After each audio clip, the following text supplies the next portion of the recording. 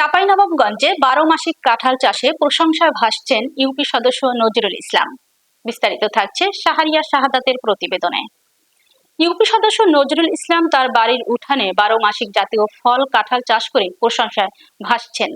চাঁপাইনবাবগঞ্জের গোমস্তাপুর উপজেলায় রাধানগর ইউনিয়ন পরিষদের 8 নং ওয়ার্ড সদস্য তিনি। বাড়ির পাশের জমিতে বিভিন্ন সবজি থেকে শুরু করে ফলের চাষ করে থাকে, এটা তার বড় শখ।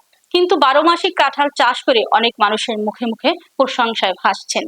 তিনি নিজেও বিশ্বাস করতে পারেননি যে এত অল্প বয়সে গাছের গোড়া থেকে কাঁঠাল ধরবে এবং মাটিতে তা লুটাবে। গাছের দিকে তাকালেই প্রকৃতির সৌন্দর্য বৃদ্ধির সাথে সাথে তার মনটা হাসিতে ভরে যায় বলে জানান তিনি। কাঁঠালের জাত গ্রহণ করা হয়েছে, যেটি খুব ছোট অবস্থা থেকেই গাছে ফল আসে। 1 থেকে 1.5 বছরের মধ্যেই সাধারণত ফল আসা শুরু করে। কিন্তু কাঁঠালের বহুবিধ ব্যবহার রয়েছে, যেমন কাঁঠালের চিপস তৈরি করা যায়, কাঁঠালের আচার তৈরি করা যায়, এসহ আরো বিভিন্ন রকমের।